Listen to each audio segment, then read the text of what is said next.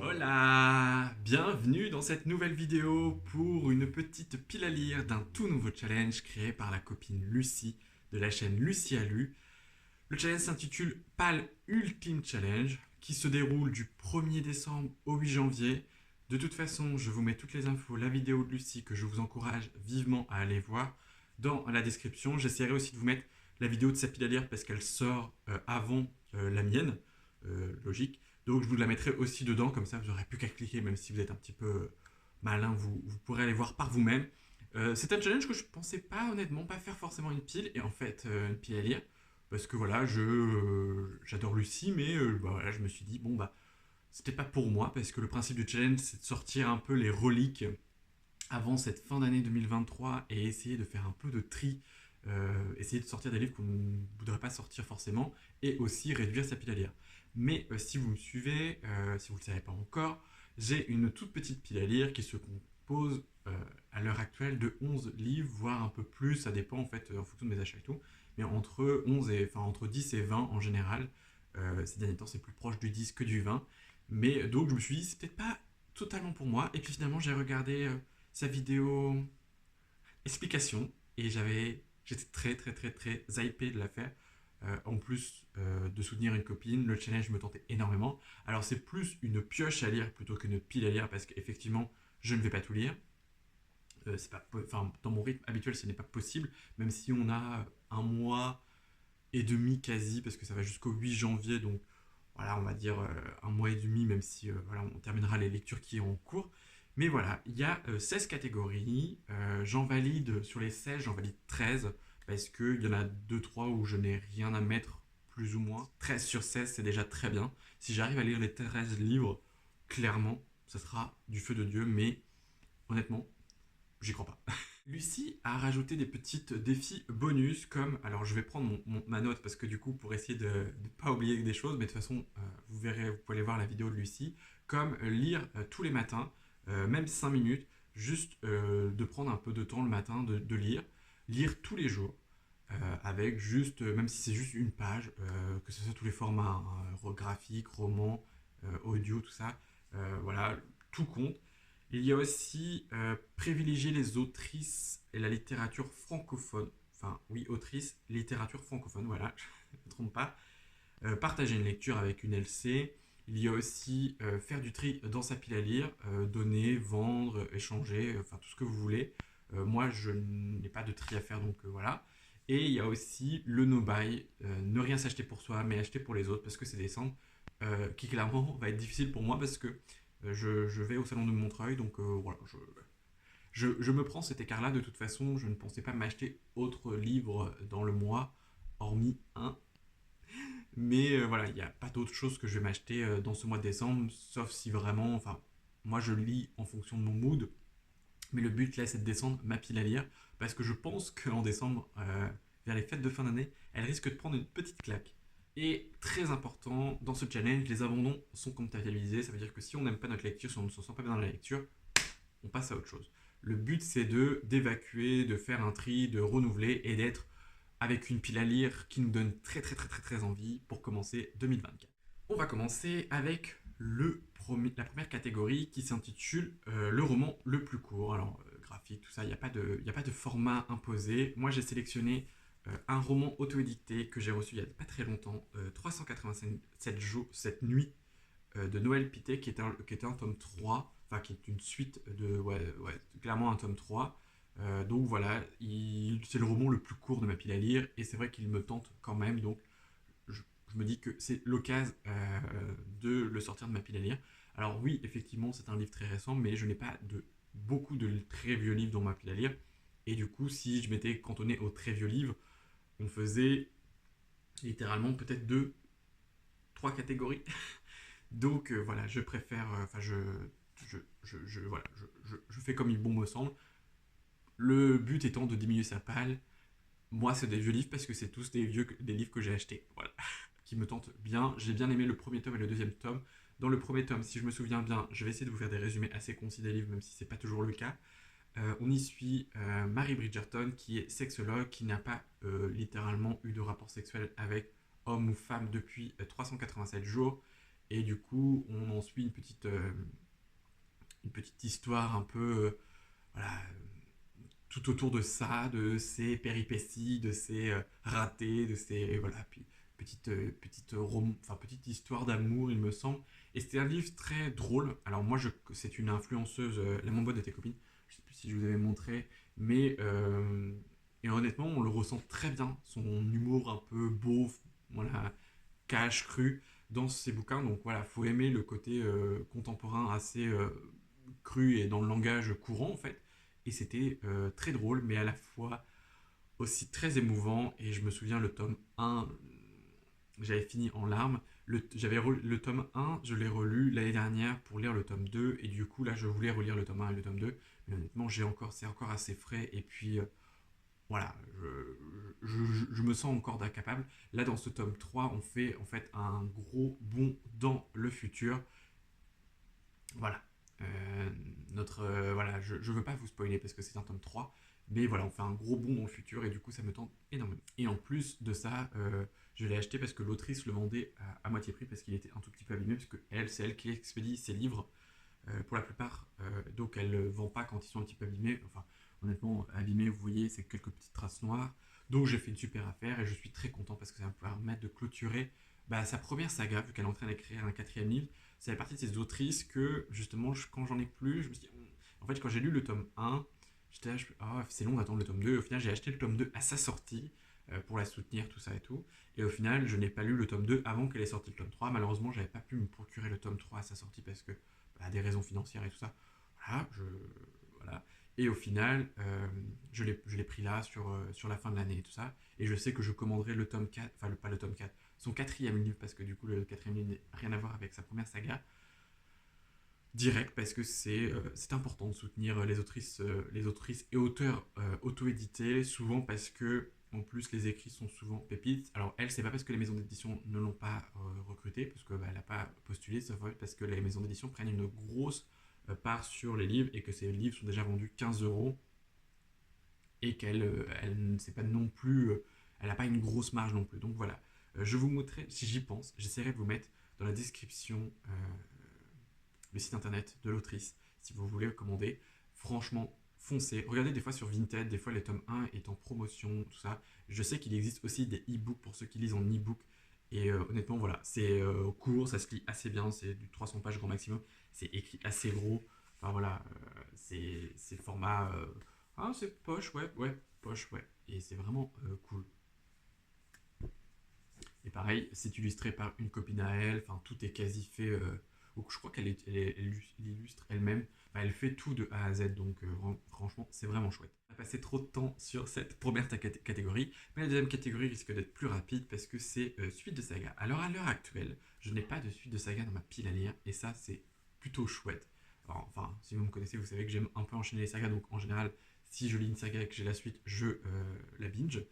Mais je triche un petit peu, Lucie. Le tome 5 d'Airstopper sort en décembre. Je sais que tu m'en voudras pas parce que tu as bien aimé Airstopper. Et que du coup, je sais que je vais me le procurer en décembre, donc il entrera dans ma pile. Donc je m'autorise à le caser dans cette petite case numéro 2. Parce que aussi c'est mon chiffre porte-bonheur numéro 2. Donc voilà, je me l'autorise à me le mettre là. Airstopper tome 5, je vais essayer de vous mettre la petite affiche là, que je vais me procurer quasi dès sa sortie parce que j'aime énormément la saga et que j'ai très envie de continuer. Donc voilà, c'est l'occasion. La troisième catégorie, c'est le plus ancien. Alors le plus ancien, c'est Druide d'Olivier Perrault, aux éditions que j'ai là en audition J'ai lu, qui est un roman que j'ai acheté il y a 1 an et demi maintenant, quand je me suis remis à la lecture, sauf que évidemment je n'avais pas regardé le nombre de pages. C'est une petite pavassou de 600 pages que Lucie a lu et qu'elle me recommande de lire pendant cette saison automne, automne-hiver un peu, voilà, et qui me fait toujours très envie, hein. L'histoire me donne toujours très envie, la vie de Lucie m'a toujours conforté dans l'idée de vouloir de le lire, mais j'avoue, j'hésite, donc voilà, c'est vraiment, je me dis, à fin janvier, si je ne l'ai pas lu, je m'en séparerai. Donc vraiment, si je veux le lire, il faut que je le lise d'ici fin janvier, je me donne jusqu'à fin janvier, pas jusqu'au 8 janvier, parce que c'est trop court, 8 janvier. Mais voilà, parce que je sais que la période de fête et tout, mais jusqu'à fin janvier, si je ne l'ai pas entamé, si voilà. Euh, je sais pas, j'avais pas fait de résumé pour Druide, du coup on va y suivre des druides sur un temps, il s'est passé quelque chose et ils ont tant de temps pour régler la chose. Alors je sais plus combien c'est de temps, euh, 21 jours et pas un de plus, et en gros on suit par jour en fait les chapitres, c'est jour 1, jour 2, jour 3.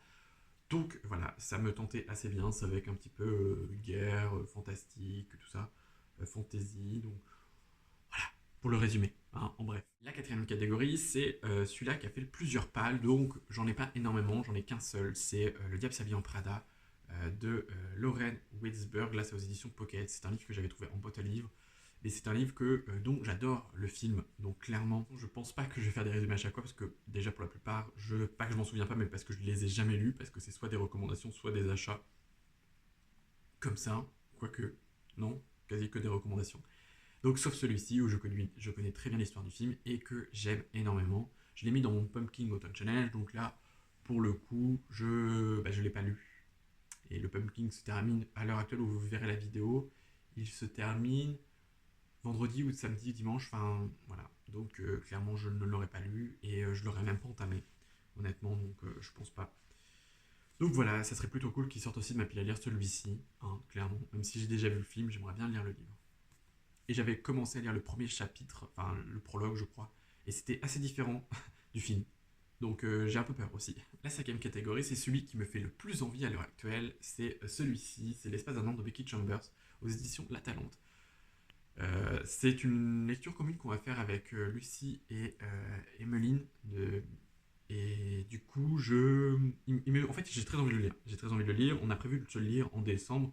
Donc voilà, je le case là. Parce que c'est celui-là qui me fait le plus envie à l'heure actuelle. Et je résiste pour le moment. Parce que j'ai hâte de le lire en lecture commune. C'est beaucoup plus agréable.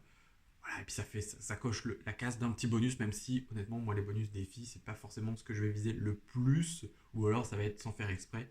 Mais voilà, c'est une bonne occasion. Sixième catégorie, c'est le plus populaire et j'ai décidé d'y mettre l'Acadie Willen par Bière Bottero. Alors moi j'ai l'ai en cette fabuleuse édition collector d'intégrale rééditée chez Rageo qui me tente énormément et du coup je me suis dit je le case ici, ça serait cool, j'aimerais beaucoup lire au moins le premier tome, sachant que ça se lit assez rapidement, hein, écrit assez gros, honnêtement, je sais pas, enfin, j'étais étonné quand j'ai vu la grosseur voilà. Et puis c'est pas trop transparent, donc c'est plutôt cool.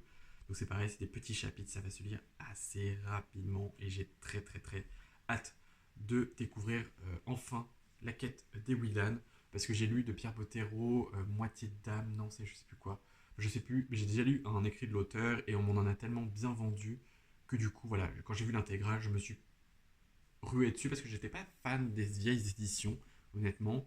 Et pour le coup, je suis beaucoup plus fan de là. Et j'aimais pas trop aussi les rééditions dans le format brochet classique. Donc voilà, honnêtement, pour les trois brochets classiques, je rajoutais un tout petit peu. Et j'avais cette magnifique édition. Et je suis très très très très content. La catégorie numéro 7, c'est un livre qui est en pause depuis un moment. Moi, j'ai décidé de mettre le seul que j'avais en pause ces derniers temps, enfin, avec moi, parce que du coup, j'ai des emprunts médiathèques qui sont en pause, mais parce que j'ai dû rendre tout ça, mais le seul que j'ai, c'est Le Chant des Géants par David Brie aux éditions, c'est aux éditions, je sais plus à chaque fois, L'Homme sans nom. Je sais pas à chaque fois, je doute, qu'était pour l'Explore un livre, et du coup, vous voyez, il y a le petit signet, je l'ai à peine entamé, je crois que j'ai lu très exactement 34 pages, donc sur un peu plus de 300. Donc c'est pareil, j'aimerais le finir à l'occasion de cet hiver, histoire de commencer l'année en n'ayant pas de livre en pause, ou en tout cas chez moi.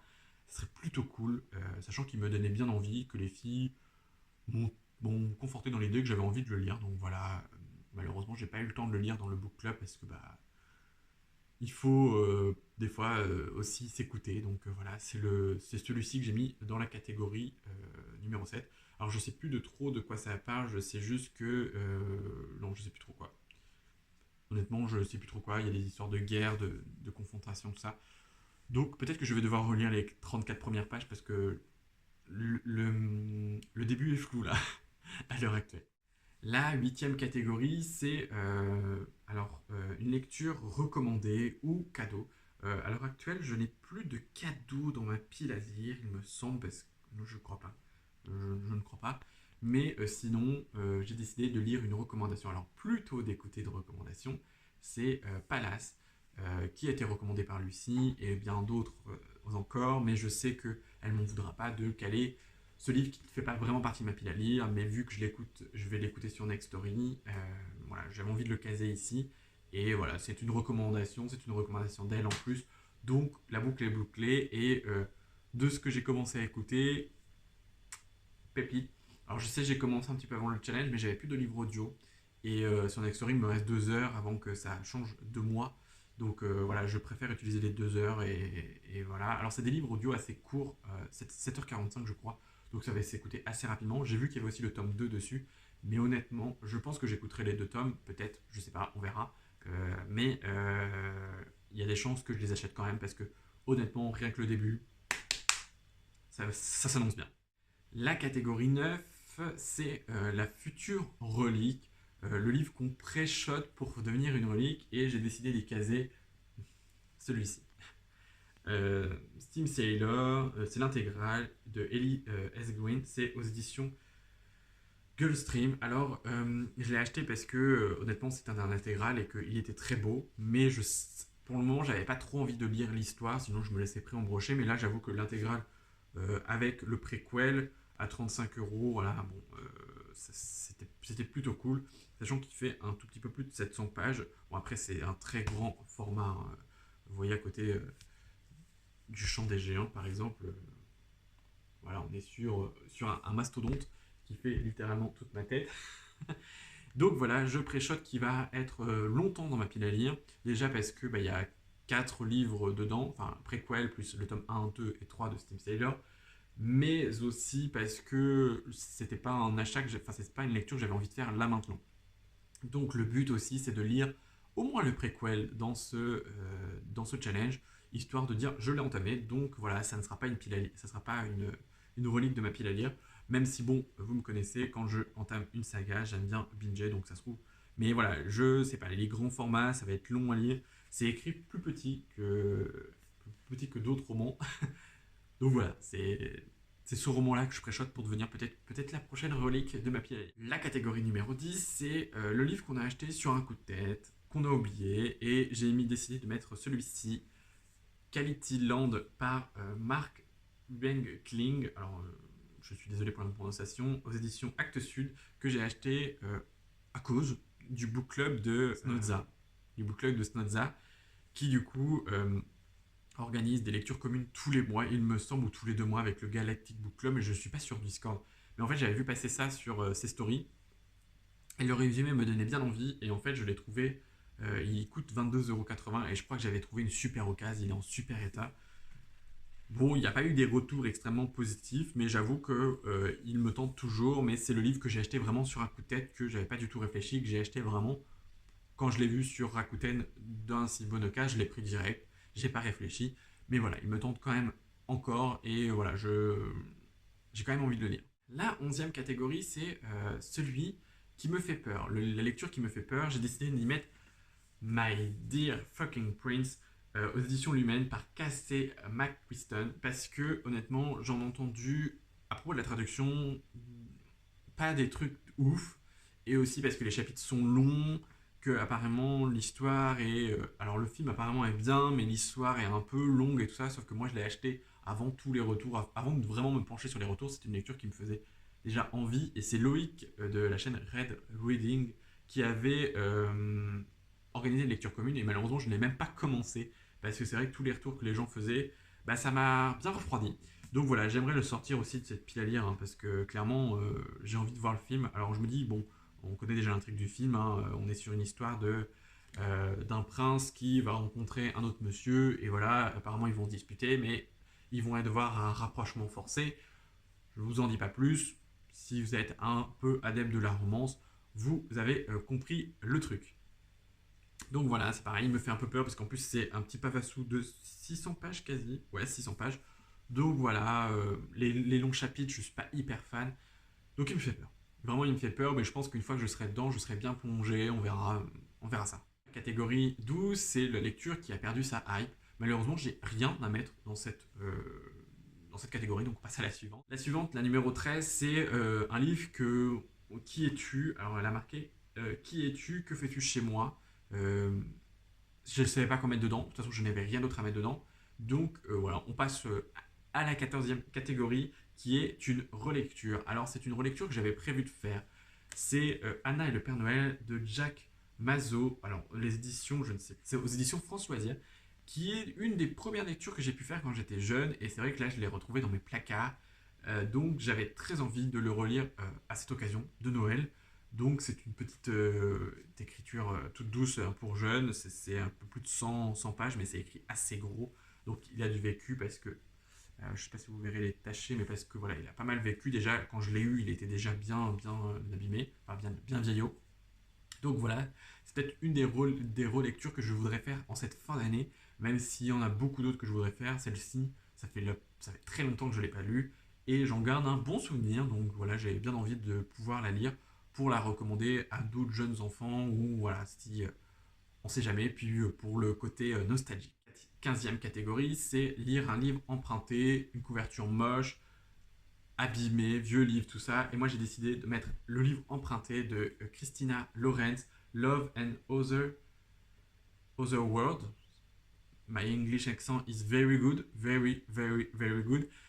Donc voilà, ça, je continue ma découverte des écrits des autrices Christina et Lorraine parce que honnêtement, j'aime bien tout ce que, enfin j'ai lu 2 livres d'elle et j'ai bien aimé. Donc voilà, j'ai vu qu'il était dispo en médiathèque, je l'empruntais, je ne sais pas trop de quoi ça parle et c'est peut-être pas plus mal puisque on est sur une romance. Voilà, c'est très bien, c'est très bien de pas savoir de quoi ça parle. C'est écrit relativement petit par rapport aux autres écrits que j'ai pu lire des autrices et il est un peu plus gros que les autres écrits, donc on verra. On verra bien ce que ça va donner, mais en plus, je sais pas que je suis pas fan de la couverture. Enfin, ça, la couverture, ça va. Mais voilà, c'est un livre emprunté. 16e catégorie, c'est la catégorie bonus, lire ce que vous voulez, ce que machin et tout. J'ai décidé d'y mettre une romance de Noël, La plus belle magie de Noël par Molly Reagan aux éditions HarperCollins Poche. Alors moi, j'avais pas compris que c'était vraiment une romance, j'avais plutôt compris que c'était un truc un peu fantastique. Le résumé nous dit qu'il apprend que ses grands-parents sont vivants, il n'était pas du tout au courant, et du coup, je crois qu'il y a un petit côté fantastique quand même, mais je pense qu'il y a, de toute façon, clairement, il y a une romance, hein, sinon ça serait pas dans la catégorie comédie romantique. Voilà, c'est une romance de Noël. En ce mois de décembre, je pouvais ne pas caler une romance de Noël, sachant que c'est la première année où j'en lis et que j'en ai lu une, deux, et c'est plutôt pas mal. Donc voilà, le résumé, celui-ci me tentait bien, donc je me le suis procuré. J'ai galéré à le recevoir, mais il est là. Et normalement, lui, c'est sûr, il sera lu. Enfin, du moins, je pense. De toute façon, c'est ma prochaine lecture, lui. Donc oui, il sera lu. Enfin, au moins, il sera entamé. Peut-être que je vais pas aimer, peut-être que je devrais l'abandonner, mais au moins, il sera commencé. Voilà, c'est tout pour cette pioche à lire du challenge, pas l'ultime, organisé toujours par Lucie, mais je suis très content de l'avoir fait parce que depuis que j'ai vu la vidéo, j'avais très envie de tourner cette vidéo, donc je suis très content. J'espère en tout cas que la vidéo vous aura plu. N'hésitez pas à participer au challenge. C'est pas grave si on ne valide pas les 16 catégories, le but étant de diminuer sa page, de se faire kiffer tout en lisant et de partager ses lectures. Voilà, c'est très très très chouette. Moi, je vous dis à très bientôt dans une nouvelle vidéo. Prenez soin de vous. Si j'ai oublié de vous dire, j'ai mis qu'un livre par catégorie parce que c'est un choix. Parce que j'avais pas d'autre choix, enfin pas d'autre chose, parce que pour tout vous dire, toute ma pile à lire à l'heure actuelle rentre dans ce challenge. Donc si je lis tout, je n'aurai plus de pile à lire. Si j'achète pas d'autres romans. Voilà.